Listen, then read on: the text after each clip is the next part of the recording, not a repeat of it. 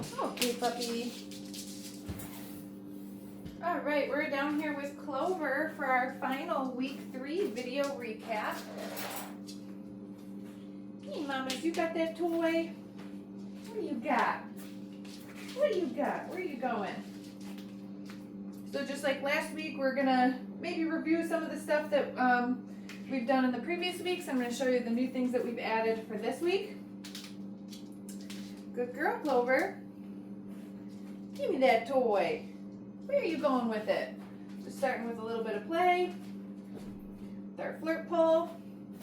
But then what I'm gonna do is we're gonna get Clover dressed in her harness right away. Oh, give me that toy. Good girl. Good girl, Clover.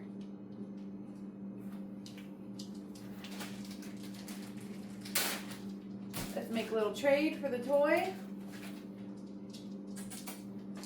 Clover. Yes, good girl.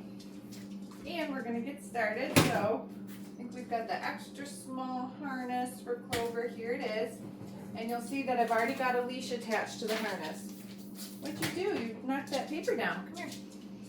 Good girl, mamas. Let's get rid of that. Alright, so having the leash already attached to whatever gear that you're going to use it on, in this case the harness, kind of saves you one step. Once it's on, then you don't have to try to catch the dog again to get the leash on again, okay? So I'm going to set her down. I'm going to grab some snacks and our clicker, and maybe we'll charge the clicker once or twice. Good girl. But then we're going to go right into following the food lure, Clover. And we're going to practice walking with her a little bit. Clover. See how I'm saying her name still? Just like we did in week 1. You can get it. There you go. Clover. Whoops. And this is how we introduce the leash to our puppies. Good girl, Clover. Very good job. You can see how we're practicing walking together. We kind of got just a little space down here. But at home, I'd encourage you to do this inside the house. You can go up and down a hallway, all around the house. Good girl, Clover. So we're kind of combining those things that we first introduced to the puppy in week 1, like following the food lure. And now we're just practicing it on the leash. Good girl. Once your puppy has the idea that they're supposed to be with you on the leash, then you can start to take them outside. Go up and down your driveway. Go up and down your sidewalk. Good job, Clover. We have to teach our dogs to walk on the leash, not just put them on the leash and expect that they know how to walk nice. Yeah, good girl. Perfect job. Very nice, mamas. Okay, now also while she's on the leash, we can practice. Clover, sit. Good sit. Good sit, mamas. Okay. We can practice our position changes. Clover, sit. Down. Wow, what a good down. Good girl. Good girl. Okay. Right here. Good job, baby. We can also practice our hand targets. Clover, touch. Good, baby. Let's do that other hand. Clover. Yeah, you're on a leash. Touch. Good girl. Right here, mamas. There's your cookie. Very nice. Okay, so you can start to do all those little exercises on the leash as well. Come here, baby. Okay, let's take this off for now. So this is definitely still something that Clover's family will have to keep working on with her when she goes home. There you go.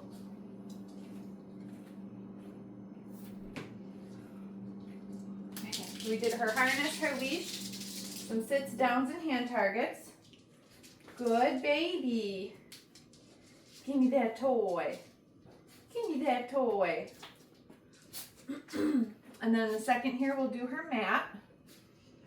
Give me that toy. Whoop, whoop, whoop. She's so playful. Yeah.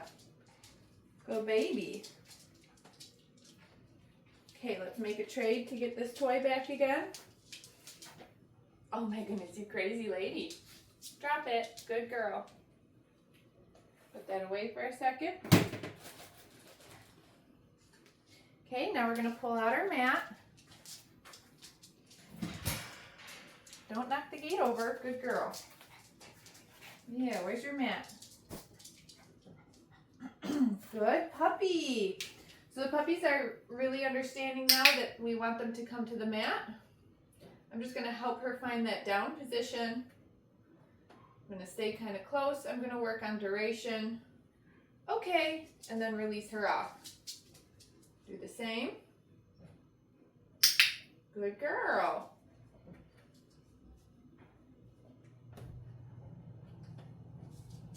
Good girl, mamas. Okay. All right, let me get a few more pieces.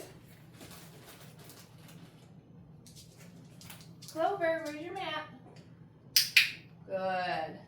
Okay, so now in between cookies, I'm just standing myself up nice and tall. Maybe just starting to move my feet just a little bit. You can still see that I'm coming in at a fairly quick pace for Clover to reinforce her for staying on the mat. And I'm always feeding her in the down position, even if she sits herself back up into a sit. Good mamas. Okay. All right, so really teaching her that if I'm starting to move around a little bit, I still expect her to stay and hold that down position on the mat. So let's do that one more time. Good girl. Yeah. Perfect. Good job, mamas. So this is how we start to build longer duration and a little bit of distance. Good. What a good girl, Clover. Good girl, Clover. Okay. Perfect. All right, let's give that a little break. Good job, baby. Let's play a little bit of the flying cookie game. We did this one last week with their names. Let's do it again. Here, mamas. Ready? Get it. Clover. Good girl. Get it. Clover. Very nice. Okay, get it. Clover. Wow. Get it. Clover. Very good girl. She likes that game. Again, this is a fun game to play if you've got a little bit bigger space with the dog too. Get more distance from them. All right, week 3 with the crate.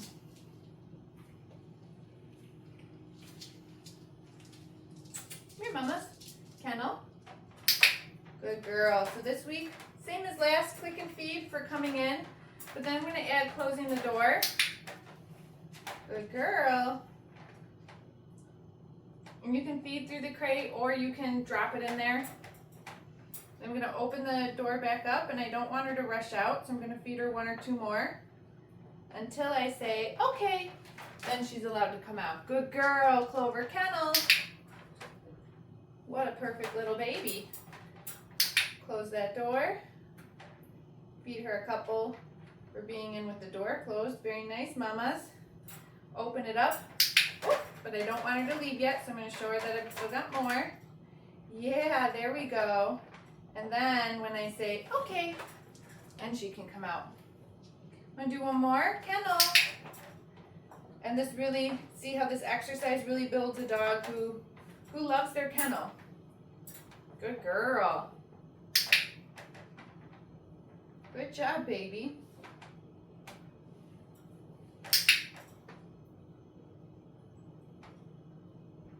Good girl. Okay. There you go. What a little smarty pants. Aren't you a little smarty pants?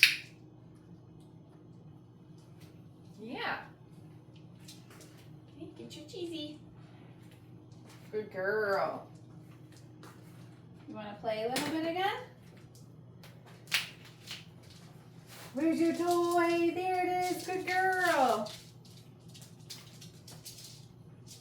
So for the mat for week 3, we're adding more duration, standing ourselves up tall while the puppy's in position on the mat, and starting to maybe take a step or two away before coming back and reinforcing for the stay on the mat. So if that's a behavior that's important to you, again, it will be something that you'll have to continue practicing and working with your puppy at home. I think it's a great behavior that has a lot of applications. I use the mat in the kitchen with my own dogs when I'm cooking. We'll also use it, maybe when we're eating so the dogs aren't up in our face. Wow, begging for food. You let go of that one. Good girl. And then the crate for week 3, working on closing that door and working on staying in there when the doors open back up again until we release them out.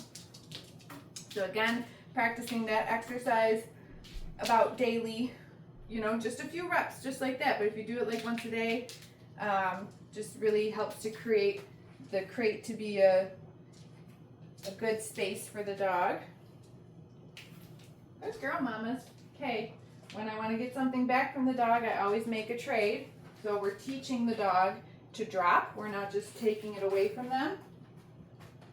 Right, so I've got my cookie. I'm going to tell Clover, drop it. And then I'll get the toy while she's eating the cookie. Good girl. All right, so let's work on our handling exercises for this week. The grooming tool that I have, well, let's do just a little review with the nail clippers. I got them right here. Okay, so you'll remember we practiced restraining our puppies. Yes, good girl. Practice touching all their body parts. Yes. Even if you're not going to be the one, yes, to do grooming care. Yes, this is so incredibly important to do with your dog so that they do tolerate grooming care from the people who will be giving it to them. Yes, good girl. One more foot. Yes. And how about that tail? Yes, good mamas. Okay. Let's do the same with the nail clippers. Remember last week we were just petting them with the grooming tool? Yes. She's so wiggly. Yes, but now I'm just going to set them to her feet as best as I can if you have a wiggly, happy puppy. Yes, good girl. Where's that last foot?